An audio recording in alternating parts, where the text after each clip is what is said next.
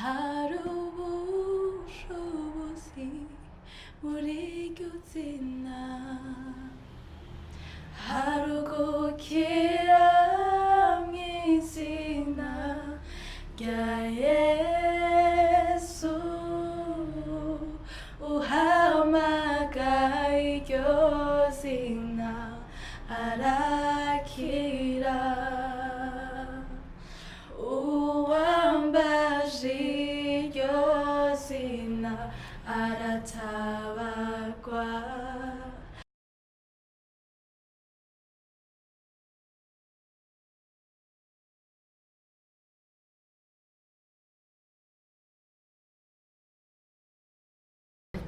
Aha turabakiriye cyane, ni ku Ibendera TV, tukomeza tugenda tunyura hirya no hino tuzana abantu banyuranye. Njye nitwa na Cretine Rushwa nk'ibisanzwe, ni njyewe uri kubaha ikaze. Hanyuma twakiriye abakobwa babiri bafite impano zinyuranye, kuririmba, kuramya n'iki. Reka ariko mbere yuko tugera kure babanze batwibwira, hanyuma dutangire tugirana ikiganiro. Ni kaze. Amahoro neza, twitwa Arsine twins, turi amahasa, impanga niko mu Kinyarwanda muvuga. Nitwa Bukuru Arsine, butuyi Erody, tukaba turi abaririmbyi baririmbira Imana, bahimbaza Imana, ariko tukaba twishimiye kubana namwe muri Ibendera TV. Hanyuma Bukuru na Butoya, ibi bintu byo kuririmba byaje gute, byaturutse gute? Byatanguye mu mwaka w'2011, aho twamenya ko dufite ingabire idasanzwe iri muri twebwe, niho twagerageza kubikorera ko turakora cyane, turabidevelopa niko navuga, hama tuza kubigira umwuga nk'ingabire yacu, kuko ni ikintu kidasanzwe dukunda kiri muri twebwe kandi turyoherwa iyo turiko turagikora. Butoya, mwabivumbuye gute ko mufite impano yo kuririmba, kuko ntago ari abantu benshi bajya babyimenyaho ibi bintu? Nibyo, hari umugenzi twari dufise w'umukobwa, twari dufise wewe yararirimba, igihe kimwe araduhamagara ngo ese ko murashobora kuza kumufasha kuririmba. Turamubwira twebwe ntacyo tuzi, nta kintu na kimwe tuzi mu byo kuririmba, hama atubwira ngo ushobora kugerageza, turamubwira twigishe, ntituzi na kimwe ofete. Naho rero yaciye atubwira ibyo dushobora kuririmba, hama turagenda turamufasha, tubona turaririmbye birakunze. Finally ko twabandanya cyo dusanga yuko turashoboye kuririmba, peu à peu turabona yuko turafite ingabire yo kuririmba.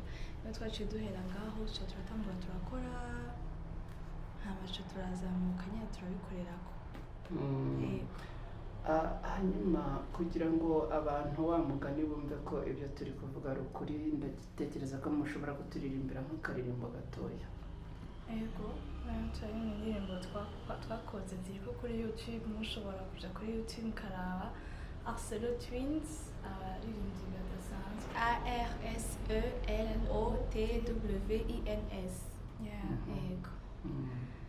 Nigute nobabona mufise, kuce nawe twahise tubumwe.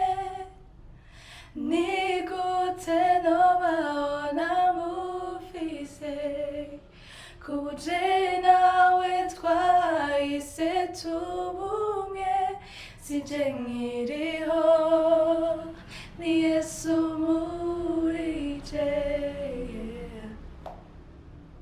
Aha, mukaba muraturirimbiye, ariko ubundi musengera mu yahe madini cyangwa mu yahe matorero? Dusengera muri Eglise Vivante y'Ubujumbura, Burundi. Hanyuma muri kutubwira yuko musengera mu Burundi, murakomoka mu Burundi, kuki muri mu Rwanda? Hari ibintu twaje gukora, twaje no kuramukanya mu famille, ni byiza ko tuza kubaramutsa mu Rwanda, vacances, twari mu ka vacances mu byo kw'ishure, twaje kuramukanya, hari n'utundi tuntu twaje gukora, ariko hari twaje kuramukanya. Hari n'utundi tuntu mwaje gukora. Hanyuma vacances bihita bivuga muri abanyeshuri? Yego. Aha, mwigahagana he? twiga muri université kuri Lumière ku Mutanga mu Burundi. Iyi mpano yanyu murashaka kwiganisha ahagana hehe rero? Iyi ngabire turashaka gushikana kure cyane hashoboka, ariko sinatwe tuzoyishikanaho, ni Imana izotugeza ahadasanzwe kuko dufite umugambi mwiza. Nukuri dukunze kuba turiko turakora cyane hama abantu bakabona amahajita. Nukuri turizera neza yuko hari ibidasanzwe Imana izotugezaho, kandi mu byifuzo byacu nuko tutaguma aho turi. Hanyuma nyuma yo kugenda mumenya ko mufite impano, ni nk'ahahe hantu mwari mwaririmba indirimbo zanyu? Hari ahantu mushobora kuba mwari mwaririmba indirimbo zanyu tumaze kuririmba? Yes. Yego harahari. Yego Burundi kenshi aho badutumira turaririmba indirimbo zacu, nino aho badutumira turaririmba indirimbo zacu. Hanini ikintu tuba dushaka ni gushingira intahe Kristo ivyo yakoze ku buzima bwacu. Indirimbo yacu ya mbere avuga ngo ni gute nobaho ntamufise. Twasanze twaragerageje kuraba ukuntu twari tumeze kera tutaramwakira, n'ingene twabaye inyuma yo kumwakira. Dusanga iyo tutabironka ntituzi ingene twari kubaho tutamufise. Niwe vyose kuri twebwe, yaduhaye amahoro, yaduhaye ubuzima vyose. Yego. Turagenda rero tukabiririmba, tukabivuga ahantu mu ntumbero yo gushingira intahe ico Kristo yakoze ku buzima bwacu. Ariko ubundi mufite abavyeyi? Yego, dufite abavyeyi bose, papa, mama. Yego. Hanyuma muduhe ishusho cyangwa se ubuhamya cyangwa mutwinjize aho hantu mbere mwari mumeze gute mutari mwakizwa? Irya mbere twari babandi babaho batazi Kristo, babaho badasenga, babaho bari mu munezero w'ivyisi nyene. Mu nyuma niho by'ukuri nta mahoro twigera turonka. Franchement nanje ubwanje nta mahoro nigera ndonka, ugasanga uranaryamye ukumurota ibintu bitari vyo, ukumugwana n'ibintu bitari vyo, ukumva umwanya wose uriko uraswagoringa. Hageze n'ikibazo ukumva umengo uracitse intege, urapfuye. Hageze ni kw'ishuri ikintu kikakugora ukumva umengo ni genre c'est la fin, ni iherezo. Ariko umaze kumenya Kristo harabitandukaniro, kuko ikintu cose, haba ikibazo cose kiba kibaye, ubuzi aho uhungira, kandi uraharonka refuge, uraharonka akaruhuko. Mama murakijijwe rero? Yeah. Ubu mumaze gukizwa, niki kintu mubona kirimo kugenda kiyongera kuri mwe, niki cyahindutse? Wow, ikibazo cyiza cyane. Ibintu byinshi byarahindutse. Nukuri twisanga aho duhagaze, uko tuvuga, aho tugenda, aho tuba twicaye, ibyo tuba turavuga biratandukanye cyane n'iby'abandi bose baba bariko baravuga batari muri Kristo. Kuko urumva really hari ikintu kiri deep kandi kiri gifise ubuzima kitekeye mu byo tuba tuko turavuga, mu gihe tuko turavuga Kristo no mu bikorwa byacu. Hari n'amakarakiteri umuntu aba atakigenderamo kuko aba yarahaye ubuzima bwiwe Kristo. Yes. Okay. Hanyuma mwari mukomeje kuvuga ko muri mu Rwanda mu gusura famiye, mujya mwumva mufite igitekerezo cyo kuzaza kwibera mu Rwanda? Sinibaza, ariko turakunda kuza tukahamara iminsi, nyuma tugataha Burundi turakunda cyane. Hanyuma reka rero tugaruke ku buhanzi bwanyu. Indirimbo yanyu ya mbere mwahimbye, niki kintu mu by'ukuri mwagendeyeho, ikintu cyabakuruye kikavuga ngo iyi ndirimbo tuyihimbe? Nkuko twabivuze, yitwa indirimbo yacu ya mbere yitwa ni gute nobaho ntamufise. Nibyo nako ndababwira ko ubuzima bwa kera n'ubwo buratandukanye. Kenshi wanashaka urabe mu buzima busanzwe, abantu bose bagira ibibazo, ariko si bose babyifatamo kumwe, kandi si bose bagira novuga chute zimwe. So twebwe ku buzima bwacu twasanze ata kintu twoshobora gukora Kristo atari mu buzima bwacu, kuko niwe le centre, niwe the center niko nubivuga bw'abanyarwanda bavyumva niwe afise ubushobozi ku buzima bwacu ni naco gituma twumva twomwiha wese tukagira tukaraba ko twabaho tukavuga tuti none finally iyo tutaba turi muri wewe twari kuba tumeze gute. Yes. Okay. Hanyuma reka nanone twongere turebe kandi karirimbo agace gatoya twacishaho nanone kugira ngo twongere dukumbuze abantu kumva amajwi yanyu. Hari indirimbo ya kabiri twanditse ivuga ngo hari ubushobozi mu izina rya Yesu Kristo. Nk'ikibazo mwemweje kutubaza nayo nturusige gituma twayanditse. Umwe muri twebwe yaragwaye cyane aragira ibibazo bimugora ukuntu yivuza araca no kwivuza biragorana babura n'icagwaye mu nyuma y'indirimbo iraza mu nyuma ko twarasenze arakira neza byari byanse. Uwo ni nde tutabuciye mu ijambo? Ni Arsine yaragwaye cyane hama arakira akize kuko yaranwa n'imiti mu nyuma bigahera bigasubira bikagaruka byari byanase karama ngaho mu gusenga uhoraho amugirira neza arakira. Mu nyuma niho twaciye tuvuga ngo hari ubushobozi muri iryo zina rya Yesu Kristo igihe cyose uryambaje riraza rigakiza rikabohora. Okay, turashobora kuririmba ivuga hari ubushobozi muri iryo zina hari ugukira mu izina rya Yesu uhamagaye iryo zina arakira uwambaje iryo zina aratabarwa izina Yesu rirashoboye. Izina Yesu rirashoboye. Hanyuma y'ahangaha ni iki kintu muteguye gukora? Turiko turategura kuririmba indirimbo hari album turiko turakora yacu ariko kandi turiko turategekanya kuririmbana n'abandi bahanzi bakomeye cyane. Ntitwari turabavuga muri uno mwanya ariko bazabimenya ubwo ngubwo igikorwa ko kirakogwa n'ukuri bazabibona byose bishyizwe ahagaragara. Turiko turitegura umwaka 2020 tubazanye ibintu bishasha cyane. Ni nk'ihe ndirimbo y'umuhanzi mu Burundi no mu Rwanda mukunda cyangwa bashimisha? Wow, hari indirimbo nyinshi z'abanyarwanda dukunda, indirimbo nyinshi z'abarundi bakunda, hari n'abantu b'abaririmbyi usanga bakunzwe cyane kumvirizwa.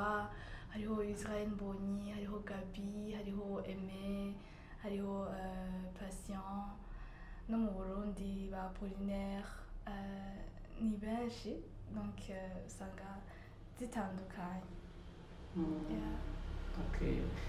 Hari akaririmbo ka Israel Mbonyi muzi mwashobora kuririmbaho? Yes, twagenda. Mfite impamvu yo kuririmba numva nuzuye amashimwe by'ukuri Uwiteka yakoze umurimo yatembesheje amazi meza mu mitima iguye umwuma by'ukuri Uwiteka yakoze umurimo.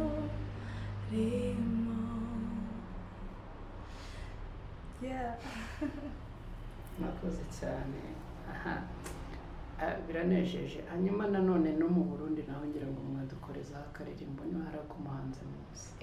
Hari umuririmbyi dukunda cyane yitwa Keva, umurongozi wacu kuri Église Vivante. Umurongozi arasizwe cyane amavuta turamubashe hari indirimbo yasohoye ivuga ngo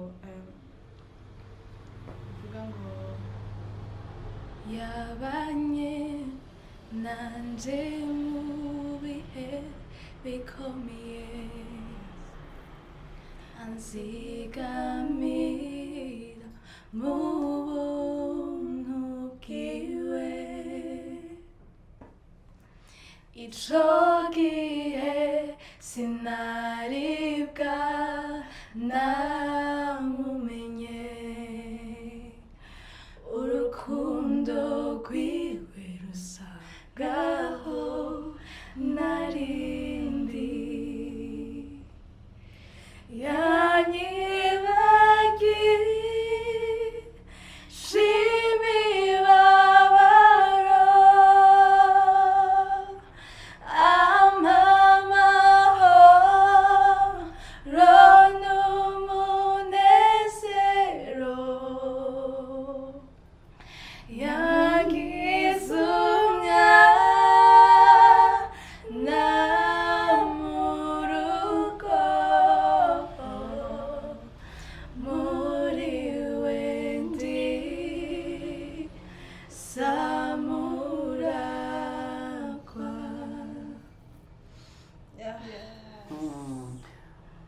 Kugeza ubu ngubu mufite indirimbo zingahe?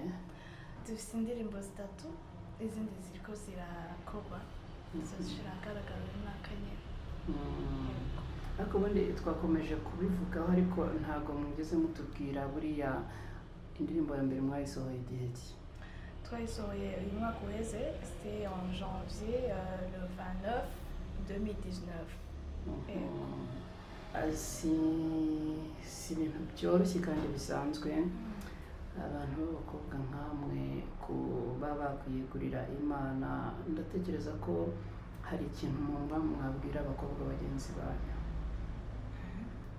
Ego turagifize cyane, ni kubatera intege cyane. Hari igihe wowe ufise ingabirano muri wowe atabyuzi maybe, ariko no kugira ngo urabe cya kintu ukunda cyane gukora mu buzima ukidevelope.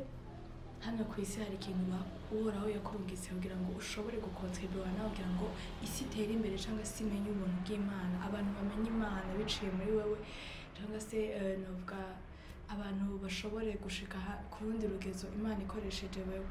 Kirabe ukidevelope ushobore impacta n'abandi, influence n'abandi bakobwa, urashoboye. Ego nico numva nababwira. Turacyakomeza kwibutsa abadukurikiye bose ko ni Ibendera TV, utugeraho uciye ku murongo mugari wa YouTube ukandika Ibendera TV ukaba watugezeho. Turi kumwe na Arsine Bukuru ndetse na Erody Ubutoya, na baririmbyi bahimbaza Imana. Ntekereza ko twabaha rero umwanya tugana ku musozo, hanyuma mugatambutsa ubutumwa bari ku mutima. Yes, nabwira icyambere na mbere, nta handi hari ubuzima atari muri Yesu Kristo. Yaho usugerejwe cyangwa uri ahandi hantu ikibazo kanaka ufise, menya yuko inyishu yawe ni Yesu Kristo. Ibyo wokora byose, aho woja n'abaririmbyi ko baragerageza gushaka kure, menya yuko gusenga niyo ntango ya mbere ituma umuntu wese atora intumbero y'ubuzima bwiwe. Ndabahimiriza aho muri ku isi yose muri ko muradukurikirana, mwige kuba abagenzi b'Imana, mwige kwegera Imana. N'ukuri twarabibonye mu buzima, kandi namwe bizobazanira ubuzima no kuroranirwa mu mererwa neza. Murakoze. Ndatekereza ko nawe hari icyo wavuga tugana ku musozo. Nije nyine nababwiye mukomeze gusenga, ikintu cyose ni ku mavi, ikintu cyose ku mavi kiraronkeka. Mukomeze gusenga, musome ijambo, mukore cyane. Practice ni nziza cyane mu buzima. N'utumwanya uri kureba televiziyo, n'utumwanya uri kureba amafilime gusa, n'utumwanya uri kuratembera mu bagenzi gusa, menya icyo wahamagariwe hamwe ugikorereko. Imana ibahezagire. Ariko mufite n'ibicurangisho mucuranga by'umuziki, ntabwo mwatubwiyeho. Jewe ndacuranga gitari acoustic, Erody nawe aracuranga piano. Nabyo twarabyize mu ishuri ry'umuziki. Mwize mu ishuri rihe? Christian School Music of Bujumbura. hanyuma turizera ko ubutaha twongera kubakira muzaturirimbira noneho mwanazanye n'ibikoresho mu gacurane. So twabashimira rero kandi mikaze buri munsi, igitekerezo cyanyu cyangwa se ubundi bufasha mumba mwadukeneraho buri munsi, amarembo arakinguye. Murakoze cyane. Murakoze.